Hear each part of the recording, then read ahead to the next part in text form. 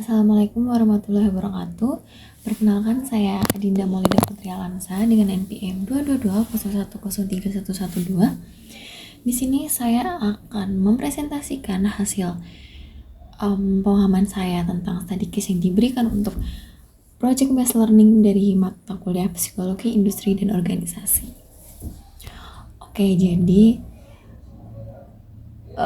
kami diberikan study case yang seperti yang ada pada PowerPoint. Jadi di study case ini menceritakan sebuah perusahaan yang mengalami beberapa problem yang menyebabkan munculnya stres dan strain. Nah, stressor. Jadi temuan masalah dari study case tersebut yang pertama ini tuh untuk stresor umumnya, sehingga dari stresor utama ini menyebabkan stresor yang muncul dalam divisi. Jadi ini penyebab utamanya. Yang pertama itu ada lingkungan kerja yang kurang nyaman, yang dimana pabrik biasanya memiliki lingkungan yang cepat, berisik, dan bau. Nah, selanjutnya permintaan dari perusahaan ini meningkat dalam 3 bulan terakhir. Ini membuat adanya tambahan shift, namun perusahaan tidak menambah karyawan. Selanjutnya, adanya penolakan ide dari atasan tanpa adanya penjelasan mengapa ide yang dari bawahan berikan ditolak. Itu membuat karyawan merasa tidak dihargai gitu. Selanjutnya ada pemangkasan waktu pembersihan yang tadinya 15 menit menjadi yang tadinya 30 menit menjadi 15 menit.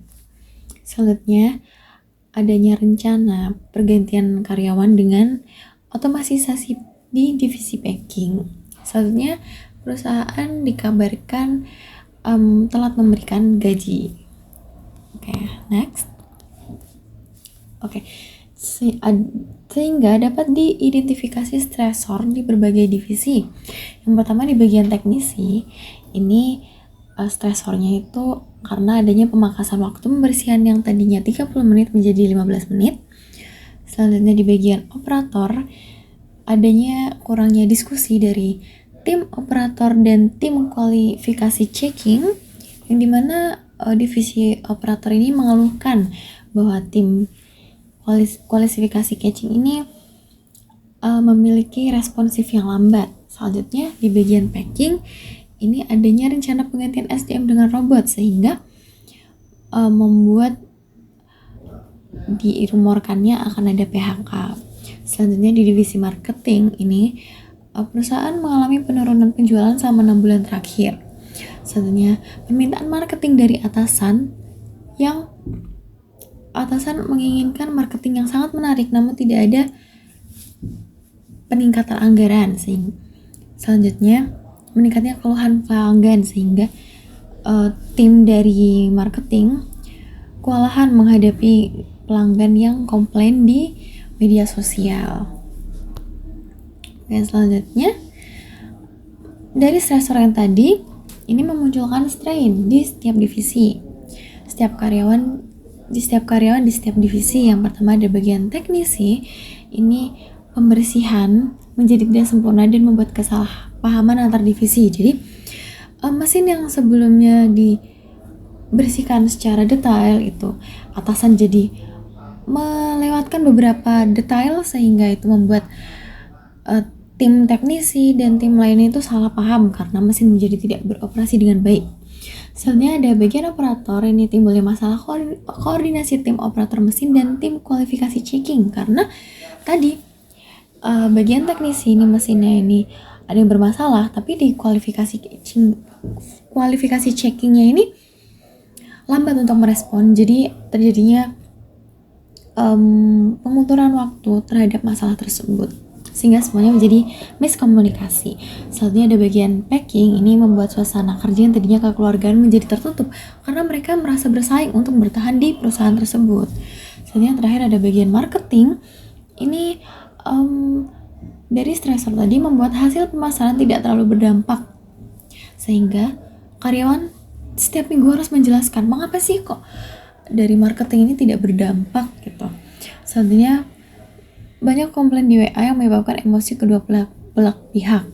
Jadi antara pelanggan dan karyawan ini mereka adu mulut lewat media sosial, ya, itu sangat memperburuk citra perusahaan itu sendiri. Jadi itu akan dari stresor-stresor tadi itu memunculkan strain. Nah, mengapa saya bisa mengidentifikasi strain-strain yang ada? Ini saya menggunakan indikator melihat dari hasil produktivitas tim. Apakah dari stresor itu menunjukkan produktivitasnya ini meningkat atau menurun gitu.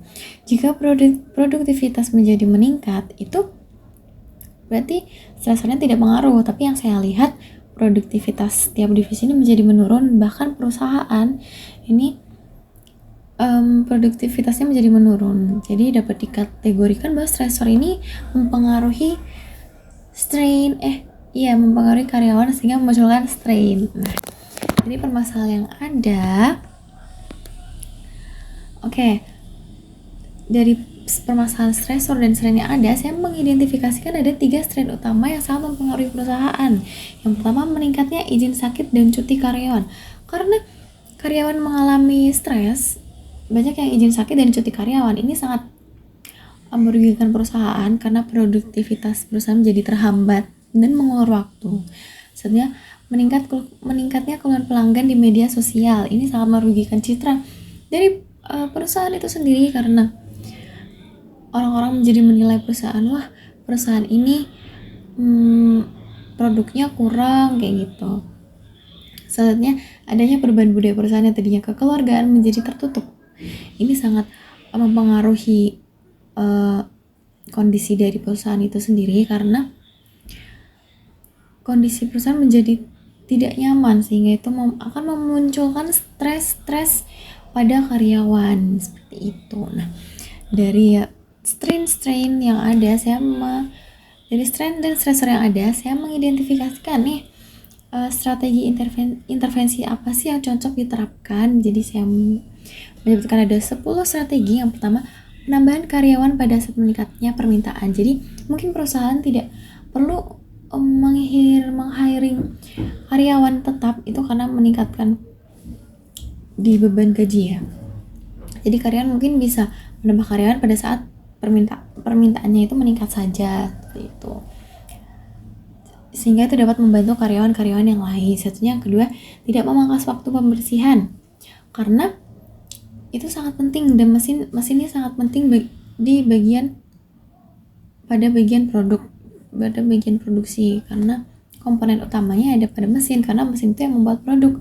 Dan yang ketiga, alih-alih melakukan PHK, perusahaan bisa memindah karyawan lama di divisi lain dengan mempertimbangkan dari talenta karyawan itu sendiri. Jadi itu dapat membantu di divisi lain dan tidak melakukan PHK. Selanjutnya, menciptakan budaya organisasi yang kekeluargaan didukung dengan pendekatan langsung dari atasan kepada karyawan. Jadi atasan bisa humble kepada karyawannya, bisa menanyakan, memberi motivasi untuk meningkatkan motivasi kerja. Yang kelima, menerapkan kepemimpinan demokrasi yang melibatkan karyawan. Jadi karyawan ini akan merasa dilibatkan. Jadi karyawan akan muncul nih loyalitas kepada perusahaan. Selanjutnya, menggaji karyawan tepat waktu. Ini sangat penting dan wajib dilakukan oleh perusahaan karena itu sebagai hak karyawan, ya.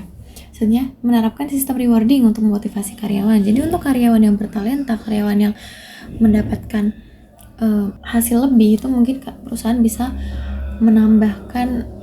memberikan reward untuk meningkatkan kinerja karyawan dan motivasi. Selanjutnya, melakukan evaluasi secara berkala. Jadi evaluasi ini digunakan untuk mengecek nih setiap divisi ini ada masalah atau tidak gitu, untuk mengurangi stres dan stresor yang ada. Ini berlaku untuk permesinan, untuk divisi, untuk budaya kayak gitu, semuanya wajib dievaluasi. Selanjutnya, memperbaiki produk nih, karena yang saya baca ini konsumen ini mengeluhkan dari packaging produk. Jadi mungkin perusahaan bisa mempertimbangkan dari masukan konsumen agar memperbaiki produk. Selanjutnya, merespon dengan pelanggan dengan baik. Mungkin beberapa pelanggan ini kurang ya dalam menyampaikan keluhan yang mungkin kurang baik atau kurang gimana, tapi kita sebagai karyawan kita harus tetap merespon dengan baik untuk menjaga citra perusahaan itu sendiri. Mungkin itu tadi yang dapat saya jelaskan. Terima kasih karena telah mendengarkan presentasi saya. Maaf bila ada salah kata. Wassalamualaikum warahmatullahi wabarakatuh.